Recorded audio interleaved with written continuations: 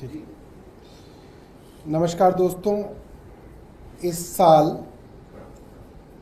दिल्ली के बजट के अंदर एक प्रावधान किया गया कि दिल्ली के पोल्यूशन को कम करने के लिए कुछ और एयर क्वालिटी मॉनिटरिंग स्टेशंस लगाए जाएंगे।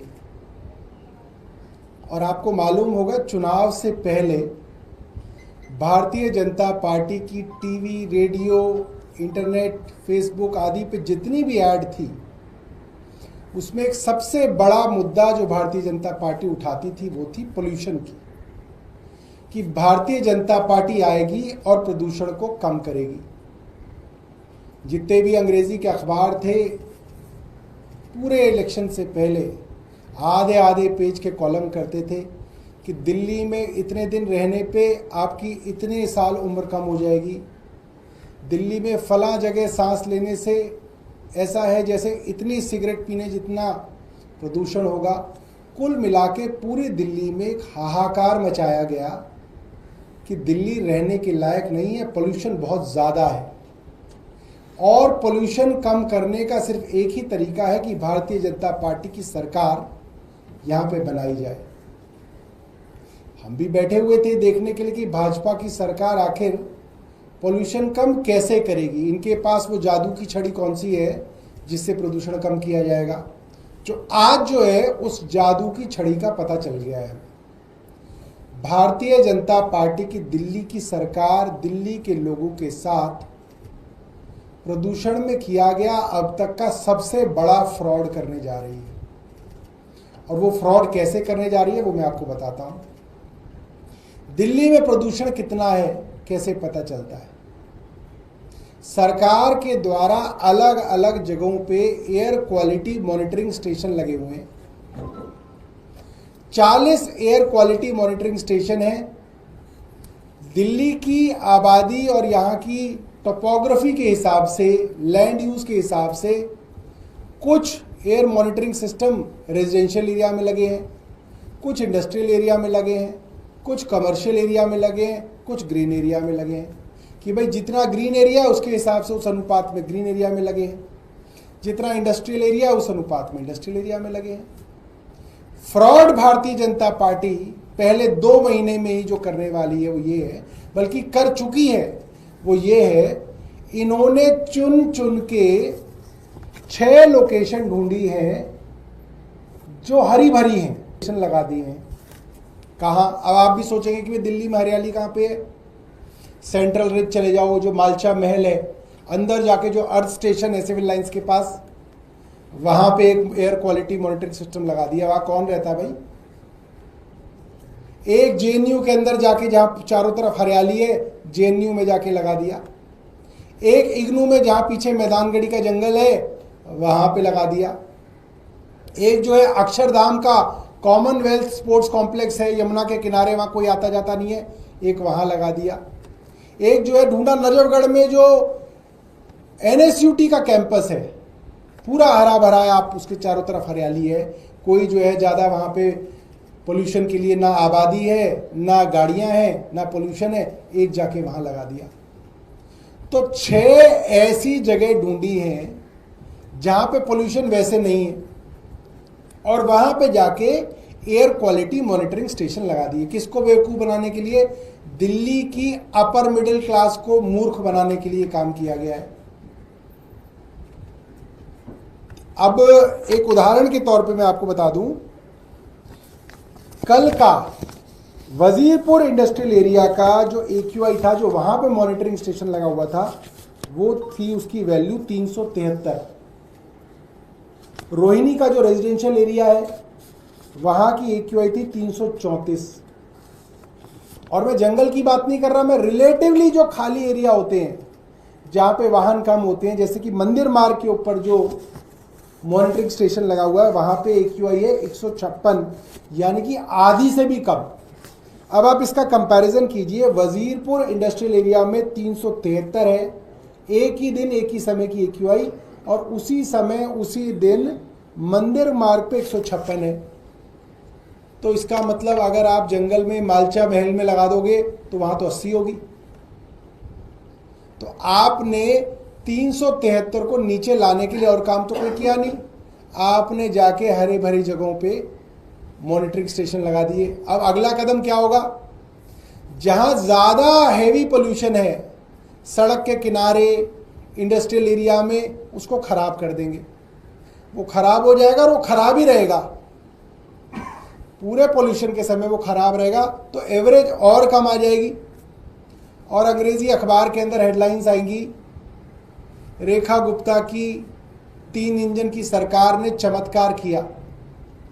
और दिल्ली का पोल्यूशन जहां पे AQI 350 होती थी वो घट के 150 हो गई। दिल्ली वाले भी लंबी लंबी सांस लेके कहेंगे, एडिटर हाँ यार फर्क तो पड़ गया, साफ हो गई यार। और फिर वो छापना बंद हो जाएगा और जो है आपके बच्चे फिर उस सांस में खुशी से सांस लेंगे, उस हवा में खुशी से सांस लेंगे, क्योंकि जो है पोल्यूशन कम हो गया। तो ये और किसी के लिए नहीं, दिल्ली वालों के बच्चों के स्वास्थ्य के खिलाफ एक क्रिमिनल कॉन्स्पिरेसी है। ये कोई छोटा मामला नहीं है, ये आपराधिक मामला बनता है। और आपराधिक मामला इसलिए बनता है क्योंकि आप दिल्ली की जनता को उनके स्वास्थ्य को लेके मैनिपुलेट कर रहे हो, जबकि आपको मालूम है कि पोल्यूशन ज्यादा होगा। आप दिल्ली की जनता को बेवकूफ बनाओगे और कहोगे कि पोल्यूशन कम है, ताकि अगर वो कोई एहतियात और कोई प्रिकॉशन भी लेना चाहे तो वो ना लें, क्योंकि उनको लगेगा पोल्यूशन तो कम हो गया दिल्ली का। दूसरी बात, क्या ये मनजिंदर सिंह सिरसा जी के घर की पंचायत है कि वो तय कर सकते हैं कि कहाँ पे एयर क्वालिटी मॉनिटरिंग सिस्टम लगेगा? क्या कोई मंत्री तय कर सकता है? क्या कोई अफसर तय कर सकता है? फिर तो आप अपने ड्राइंग रूम में लगवा दो। 7 मंत्री हैं, सातों अपने अपने ड्राइंग रूम के अंदर एयर प्यूरिफायर लगा लो और एक एक स्टेशन अपने अपने ड्राइंग रूम में लगा दो। सीधा ही AQI 50 पे लाके खत्म कर दो, बात ही खत्म हो जाएगी। ऐसा नहीं किया जा सकता। ये कोई फुलेरा की पंचायत नहीं है कि आपका मन किया आपने जहां चाहे वहां पे एयर क्वालिटी मॉनिटरिंग सिस्टम लगा दिया। इसका एक सेट साइंटिफिक मेथड होता है। मैं सवाल करना चाहता हूं मुख्यमंत्री जी से, किस अफसर ने तय किया कि ये मॉनिटरिंग स्टेशन यहां पे ग्रीन एरिया में लगाए जाएंगे? उस अफसर का नाम सरकार बताए। उस अफसर ने ये किस आधार पे तय किया? कोई तो स्टैंडर्ड्स होंगे, जनरली CPCB की गाइडलाइंस होती हैं जिसके आधार पे तय किया जाता है कि मॉनिटरिंग स्टेशन कहां लगेगा। क्या CPCB की गाइडलाइंस के आधार पे ये किया गया है? अगर नहीं किया गया है तो आपने उस अफसर पर क्या कार्रवाई की?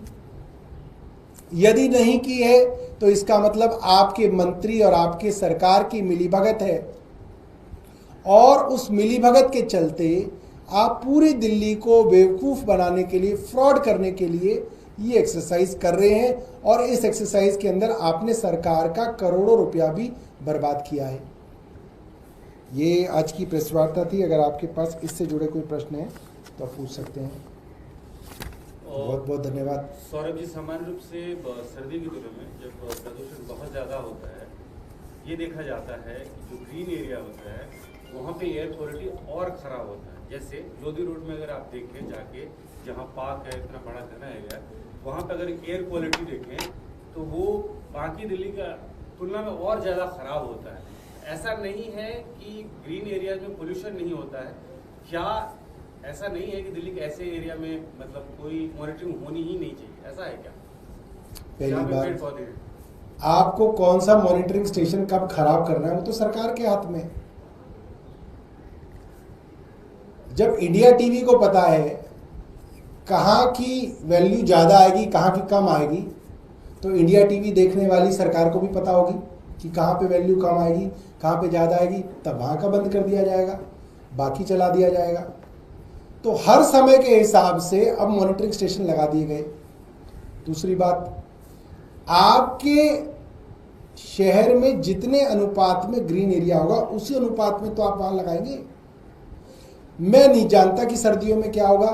कल की वैल्यू मैं आपको बता रहा हूं, कल की वैल्यू मैंने आपको बताई वजीरपुर के अंदर 373 है और मंदिर मार्ग में 156 है। वजीरपुर इंडस्ट्रियल एरिया और मंदिर मार्ग में क्या फर्क है आप जानते हैं। मंदिर मार्ग एक ऐसा रेजिडेंशियल एरिया है जहां पे एनडीएमसी के एरिया होने की वजह से आबादी एक नियंत्रित आबादी है, वाहनों की ज़्यादा आवाजाही नहीं है, इसलिए वहाँ पे पोल्यूशन कम है। इंडस्ट्रियल एरिया है, हेविली डेंस है, वहाँ पे पोल्यूशन ज़्यादा है। और बीच में मैं आपको एक रोहिणी का भी जिक्र बता दूं, रोहिणी जो है डेंसली पॉपुलेटेड एक रेजिडेंशियल एरिया है, वहाँ पे 334 है। तो ये जो है कौन सा एरिया आप चुनेंगे उसके ऊपर है। और सरकार बता दे, सरकार को अगर लगता है कि AQI बढ़ाने के लिए ये किया है तो सरकार ये डिक्लेयर कर दे कि हम चाहते हैं कि थोड़ी और बढ़ी हुई दिखे, इसलिए हमने जो है जंगलों को चुना है, तो सरकार ये भी बता सकती है, हमें इसमें कोई एतराज़ नहीं है। मगर जितने भी एनवायरमेंटलिस्ट हैं उन्होंने ये कहा है कि ये पूरी तरह से गलत है और ये पिक एंड चूज है और इस तरीके से आप नहीं कर सकते हैं। मुझे याद है उत्तर प्रदेश के अंदर एक गाजियाबाद की जगह थी, वहाँ पे जहाँ मॉनिटरिंग स्टेशन लगा हुआ था उसके ऊपर जो है उन्होंने वो लगा रखा था वाटर टैंकर, उसी के ऊपर छिड़काव कर रहा था ताकि जो मॉनिटरिंग स्टेशन है वहाँ की हवा साफ हो जाए। तो अपने आप जो है, अगर आप यूपी का देखोगे तो अपने आप कम दिखेगा क्योंकि उसके बाहर ही आप छिड़काव कर दो। तो ये भी उसी तरीके की एक मैनिपुलेटिंग एक्सरसाइज है जो कि नहीं करनी चाहिए। और कोई प्रश्न आपका? बताइए। विपक्षी पार्टियां लगातार एक एक करके कई सारे नेता अब ये सवाल उठा रहे हैं कि क्या इंटेल फेलियर था, सरकार के पास इंफॉर्मेशन थी और इतनी बड़ी चूक हुई है, तो क्या उस पर आप लोग फिलहाल ऑल पार्टी मीटिंग में ये बात उठी थी, लेकिन क्या इसको और आगे चल के सरकार से ये सवाल पूछने वाले हैं? देखिए, भारतीय जनता पार्टी और उनसे जुड़े हुए लोगों ने एक ऐसा माहौल देश में तैयार किया है कि जो सरकार के काम के बारे में सरकार से सवाल पूछ ले वो देशद्रोही है। इसलिए अपोजिशन पार्टी और लोगों के ऊपर एक दबाव बनाया जा रहा है कि भाई इनसे सवाल बिल्कुल मत पूछो, जो हो रहा है उस पर भारत माता की जय बोल के आगे निकल लो, इनसे सवाल मत पूछो। और यही भारत था, यही राष्ट्रवाद था। जब 26/11 का हमला हुआ था तो जिस होटल में हमला हुआ उस होटल के बाहर गुजरात के उस वक्त के मुख्यमंत्री नरेंद्र मोदी जी सरकार से सवाल कहते थे और कहते थे कि केंद्र सरकार कमजोर है इसलिए हमले हो रहे हैं, समस्या बॉर्डर पर नहीं, समस्या सरकार पे है। मगर आज कुल मिला के एक ऐसा माहौल देश के अंदर तैयार किया गया है कि लोग केंद्र सरकार से सवाल ना पूछें, इसलिए अपोजिशन के ऊपर भी इस तरीके का दबाव बनाया जाता है। आप ट्विटर पे एक सवाल पूछ लीजिए, लोग 100 गालियां देंगे आपको कि आप सवाल मत पूछिए सरकार से। वो कौन लोग हैं? सरकार द्वारा लगाए गए लोग हैं। सरकार से सवाल पूछने तो बहुत ज़रूरी है। सरकार जब यूपीए की थी तो भाजपा पूछती थी, आज सरकार भाजपा की है तो बाकी लोग पूछते हैं, तो उसके ऊपर जो है इतनी ज़्यादा जो है असहनशीलता आ गई है कि सवाल पूछने पे भी प्रश्न है। 200 किलोमीटर दूर पहलगाम है, बाय रोड इंडिया पाकिस्तान का बॉर्डर और पहलगाम जहां पे हमला हुआ 200 किलोमीटर है। 200 किलोमीटर कश्मीर में आतंकवादी चल के आए या गाड़ी से आए, कितनी चेक पोस्ट आई होंगी, बीएसएफ भी आई होगी, सीआरपीएफ भी आई होगी, फौज भी आई होगी, जम्मू कश्मीर पुलिस भी आई होगी, रॉ भी है, आईबी भी है, इंटरनल इंटेलिजेंस भी है। सबको पार करके हथियार समेत उग्रवादी 200 किलोमीटर अंदर आ गए। उन्होंने 28 लोगों की हत्या कर दी और उसके बाद वो 200 किलोमीटर चल के वापस चले गए। कमाल हो गया। और सरकार से अगर सवाल पूछ लिया जाए तो मधुमक्खी की तरह जो है भक्त पीछे पड़ते हैं कि भाई आप सवाल क्यों पूछ रहे हैं। मतलब कोई पूछने के लिए तैयार ही नहीं है। पुलवामा में सीआरपीएफ के जवानों वाले ट्रक बाय रोड क्यों भेजे गए? ये सवाल उस वक्त के गवर्नर जो भारतीय जनता पार्टी द्वारा लगाए गए थे उन्होंने पूछा। एयरलिफ्ट क्यों नहीं किए गए? कैसे आरडीएक्स से भरी हुई एक वैन कश्मीर में दाखिल हो गई? कैसे टकरा गई? क्यों नहीं पकड़ी गई? ये असला बारूद कैसे देश में आ जाता है? सवाल तो प्रधानमंत्री जी से मुख्यमंत्री मोदी जी पूछते थे कि असला बारूद देश में कैसे आता है। अब कोई सवाल पूछने के लिए तैयार ही नहीं है। पूछोगे तो कहते हैं साहब ये तो जो है देश के दुश्मन है, इसलिए सवाल पूछ रहे हैं। तो बड़ा अजीब समय आ गया है देश के अंदर।